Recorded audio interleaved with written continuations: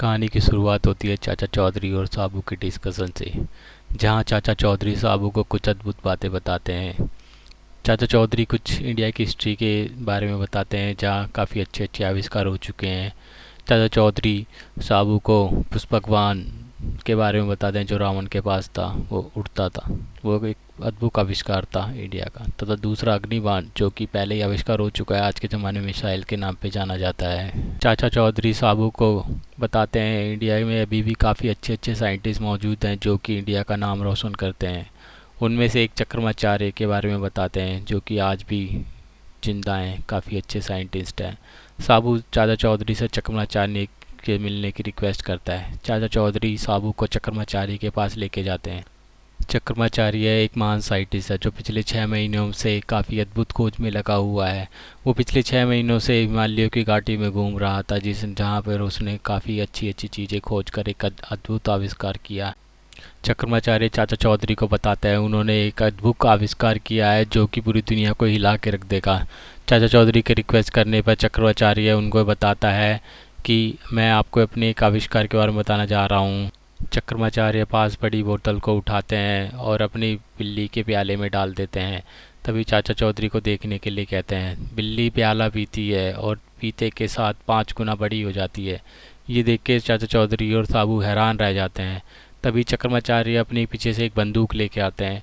चाचा चौधरी उन्हें रोकते हैं, लेकिन चक्रमाचार्य बोलते हैं आप हटिए, मैं आपको कुछ दिखाना चाहता हूँ। चक्रमाचार्य बिल्ली की ओर फायरिंग करते हैं, तथा 5 फायर करने के बाद भी बिल्ली को कुछ नहीं होता। ये देख के साबू और चाचा चौधरी और भी हैरान हो जाते हैं।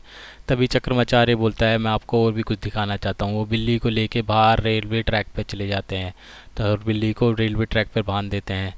चाचा चौधरी बोलते हैं बिल्ली मर जाएगी, प्लीज़ इसे हटा दो, लेकिन चक्रमाचार्य बोलते हैं नहीं, मैं आपको और भी कुछ दिखाना चाहता हूँ। तभी एक ट्रेन आती है, ट्रेन बिल्ली के ऊपर से गुजर जाती है, लेकिन बिल्ली को कोई बाल भी बाका नहीं होता। ये देख के साबू और चाचा चौधरी बिल्कुल हक्के बक्के रह जाते हैं।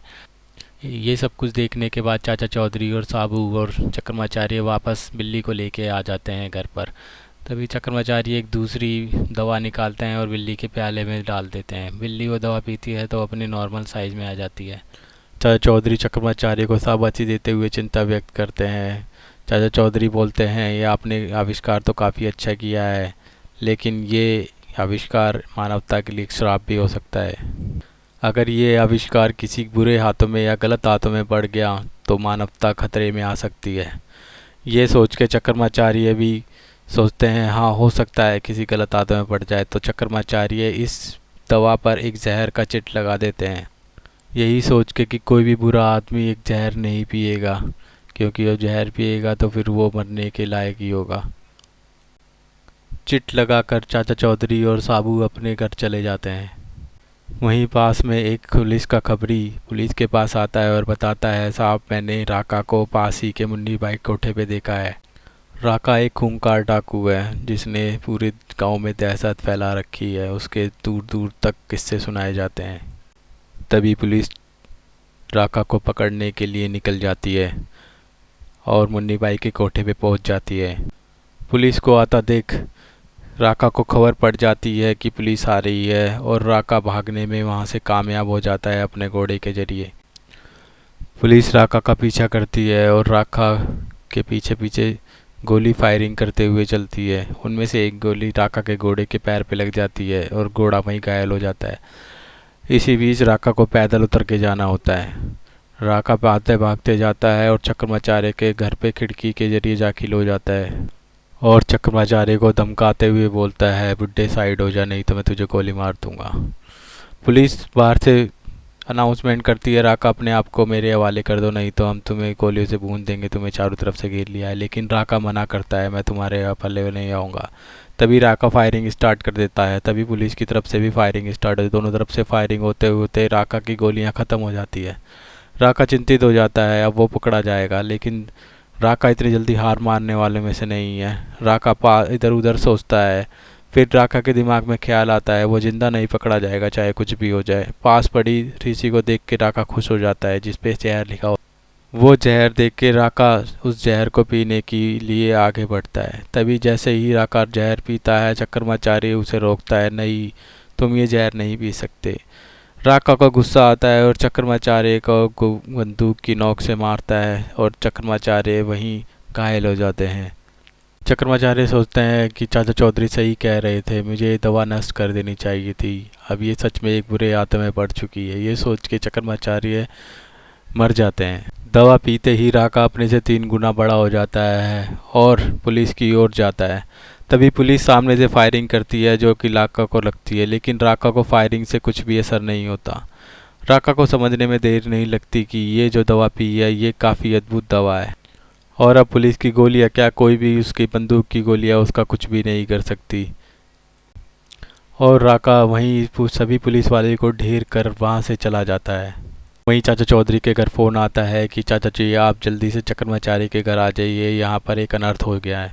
चाचा चौधरी जल्दी से चक्रमाचार्य के घर जाते हैं और वहाँ जाके देख के हैरान हो जाते हैं। वहाँ चक्रमाचार्य की लाश पड़ी होती है। चक्रमाचार्य अपना दम तोड़ चुके थे और पास ही में जहाँ वो दवा की शीशी भी पड़ी होती है। चाचा चौधरी समझ जाते हैं ये दवा किसी के हाथों में पड़ चुकी है और उसने चक्रमाचार्य का खून कर दिया है।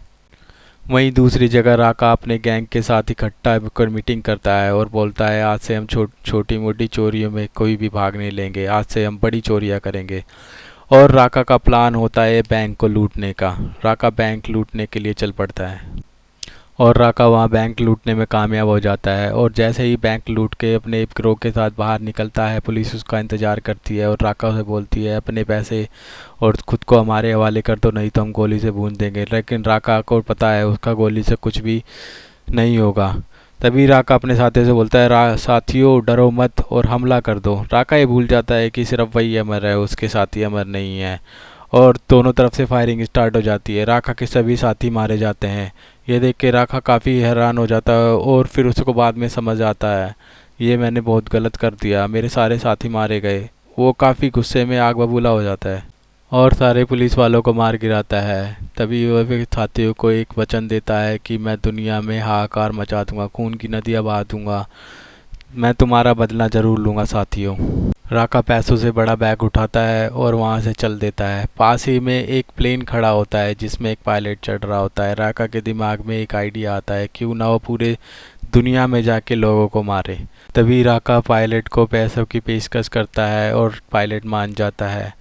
अब पायलट राका को पूरी दुनिया घुमाने के लिए तैयार हो जाता है। अब राका दुनिया में तबाही मचाने निकल पड़ता है। राका का पहला निशाना होता है न्यूयॉर्क। न्यूयॉर्क जाते ही राका सबसे पहले तबाही मचाना स्टार्ट कर देता है। पास ही की पड़ी एक कार को उठा के फेंकता है, उस कार में आग लग जाती है। कार में बैठे पैसेंजर जिंदा जल जाते हैं। तभी राका अपनी कुल्हाड़ी से लोगों पर वार करना स्टार्ट कर देता है। न्यूयॉर्क पुलिस राका को रोकने के लिए प्रयास करती है और गोली चलाती है, लेकिन राका का कुछ भी नहीं होता। ये देख के पुलिस हैरान होती है और टैंक मंगवाती है। तभी एक टैंक आता है और राका पर फायरिंग करता है, लेकिन राका का फिर भी कुछ नहीं होता। ये देख के पूरी दुनिया हैरान हो जाती है, एक ऐसा आदमी जिसके गोली और टैंक का भी कोई असर नहीं होता। राका उस टैंक के टुकड़े टुकड़े कर देता है। तभी पायलट बोलता है राका हमने यहाँ पे काफ़ी आदमी मार लिए, चलो अब अपनी नेक्स्ट डेस्टिनेशन पे चलते हैं। राका का अगला टारगेट फ्रांस होता है। फ्रांस जाते ही राका तबाही मचाना स्टार्ट कर देता है। फ्रांस की राजधानी पेरिस में एफएल टावर के पास वो लोगों को मारना स्टार्ट करता है और लोग भागते हैं अपनी जान बचाने के लिए, लेकिन राका रहम नहीं खाता और लोगों को मारता ही जाता है। तभी फ्रांस की गवर्नमेंट वहाँ पर एक फ़्लाइट जेट मंगवाती है और राका को फ्लाइंग हमला करती है, लेकिन फिर भी राका को कुछ नहीं होता। ये देख के पूरी दुनिया में हाहाकार मच जाता है। राका वहाँ पर मारपीट करके फिर रशिया भागता है। रशिया में भी सेम करता है, राका काफ़ी लोगों को मारता है और चला जाता है।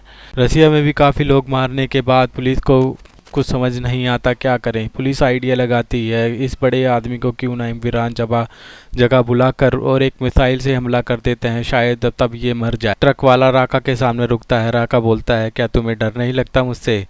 ट्रक वाला बोलता है नहीं, मैं तो यहाँ से गुजर रहा था, मैं सोचा कि तुम्हें लिफ्ट दे दूँ। राका उस ट्रक में बैठ जाता है, एक आगे चला जाता है। राका को वो ट्रक साइबेरिया ले जाता है जो कि एक वीरान जगह है। वीरान जगह के जाने के बाद वो आदमी खुलासा करता है कि मुझे तुम्हारे को यहाँ लाने के लिए मजबूर किया गया था। ये सुनकर राका उस आदमी को मार देता है और पास ही एक मिसाइल फायर हो जाती है, राका की ओर बढ़ती है। तब मिसाइल टकराती है राका से तो राका का कुछ भी नहीं होता। ये देख के और भी हैरान हो जाते हैं लोग। पूरी दुनिया में हाहाकार मच जाता है, एक ऐसा आदमी जो मरता नहीं है। तभी यूएन की बैठक बुलाई जाती है। यूएन की बैठक में पूरे देश के लोग आते हैं और पूरे देश के लोग फैसला करते हैं। यूएन संयुक्त राष्ट्र संघ है जहाँ पर पूरा निर्णय लिया जाता है कि हमें इस राका से सिर्फ एक ही आदमी बचा सकता है, वो है चाचा चौधरी जो कि भारत में रहता है। सुना है चाचा चौधरी का दिमाग कंप्यूटर से भी तेज चलता है। सभी की सहमति के बाद चाचा चौधरी को फ़ोन किया जाता है। चाचा चौधरी फ़ोन उठाते ही समझ जाते हैं कि ये ज़रूर राका के लिए होगा और सिर्फ ये पूछते हैं कि मुझे राका का ठिकाना बताओ। वहाँ से पुलिस वाले बोलते हैं कि राका इस समय साइबेरिया में है। ये सुनकर चाचा चौधरी और साबू प्लेन में निकल पड़ते हैं और साइबेरिया पहुंच जाते हैं। साइबेरिया में देखते हैं कि राका वहां पर खड़ा हुआ। राका देखते ही पहचान लेता है ये तो चाचा चौधरी और साबू है। सोचता है मैंने इन्हें पहले क्यों नहीं मारा। चाचा चौधरी को आते ही बोलता है चूहो, मैंने तुम्हें पहले नहीं मारा, गलती कर दी, लेकिन अब मैं तुम्हें छोड़ूंगा नहीं। तभी राका चाचा चौधरी की ओर वार करता है अपनी कुल्हाड़ी से और चाचा चौधरी साइड हट जाते हैं। दूसरी बार में साबू अपने हाथ से कुल्हाड़ी रोक लेता है और कुल्हाड़ी टूट जाती। राका बोलता है तुम्हें मारने के लिए मेरी कुल्हाड़ी नहीं, मेरे हाथ ही काफ़ी हैं। और चाचा चौधरी को मारने के लिए राका जैसे ही झुकता है चाचा चौधरी अपने पॉकेट से लाल मिर्च पाउडर निकालते हैं और राका के आँख में घोंप देते हैं। लाल मिर्च पाउडर आंखों में जाते ही राका हैरान हो जाता है और चिल्लाने लगता है और पानी की ओर भागता है। राका भाग जाता है पानी की ओर, लेकिन चाचा चौधरी और साबू उसी समय एक दिमाग में तरकीब लेके आते हैं। चाचा चौधरी साबू से कहते हैं मुझे यहाँ पर फार्मूला नंबर 364 कारगर रखता है। साबू चाचा चौधरी से कहता है जी चाचा जी, मैं इसके लिए अपनी जान जोखिम में डालने के लिए तैयार हूँ। और राका पानी के बाहर आता है। ये देख के राका को और चाचा चौधरी और साबू दोनों भाग खड़े होते हैं और चाचा चौधरी एक कंट्रोल रूम में चले जाते हैं। लेकिन साबू पास ही की कड़ी अंतरिक्ष यान की ओर भागता है। साबू के पीछे पीछे राका भी भागता है। साबू अंदर अंतरिक्ष यान में चला जाता है और राका पीछे से चढ़ रहा होता है। तभी चाचा चौधरी कंट्रोल रूम से अंतरिक्ष यान का बटन ऑन कर देते हैं और अंतरिक्ष यान उड़ पड़ता है। अंतरिक्ष यान अंतरिक्ष में जाते ही चाचा चौधरी से बात करते हुए साबू पूछते हैं वो अपनी नेक्स्ट स्टेप क्या है। तभी चाचा चौधरी साबू को बताते हैं तुम बाहर जाकर उससे मतलब राका से मुकाबला करो और उसे मारो। तभी चाचा चौधरी की बात सुनकर साबू अंतरिक्ष यान के बाहर निकलता है और अंतरिक्ष यान के ऊपर आ जाता है। राका काफ़ी ताकतवर इंसान है, वो एक डाकू है। साबू को वो काफ़ी पटक पटक कर मारता है, लेकिन साबू काफ़ी देर पिटने के बाद साबू को काफ़ी गुस्सा आता है और जैसे ही साबू को गुस्सा आता है तो दूसरे जगह पर एक ज्वालामुखी फटता है। तभी साबू को गुस्सा आते ही राका को अपने दोनों हाथों से उठाता है और एक अंतरिक्ष में पूरे जान लगाकर फेंक देता है। अंतरिक्ष में राका को फेंकने के बाद साबू चाचा चौधरी से बात करता है और बोलता है कि चाचा जी हम सफल रहे। चाचा जी ये देख सुनकर काफ़ी खुश होते हैं और साबू से वापस आने के लिए कहते हैं। तभी साबू अपना यान वापस मोड़ता है और वापस पृथ्वी पर आ जाता है और हिंद महासागर में गिर जाता है। इसके बाद पूरी मीडिया वाले चाचा चौधरी से पूछते हैं कि अब क्या राका वापस आएगा, लेकिन चाचा चौधरी बोलते हैं नहीं अभी कुछ नहीं पता। तभी दूसरा मीडिया वाला पूछता है क्या राका मर चुका है। तभी चाचा चौधरी बोलते हैं नहीं वो मरा नहीं है, लेकिन एक उपग्रह की तरह अपने पृथ्वी के चक्कर काटता रहेगा। यहीं कॉमिक्स की समाप्ति होती। दोस्तों कॉमिक कैसी लगी तुम्हें ज़रूर बताइएगा। अगर तुम्हें पसंद आई है तो लाइक कीजिएगा और अगर आप ऐसी और कॉमिक्स देना चाहिए प्लीज़ कमेंट में लिखिए। धन्यवाद।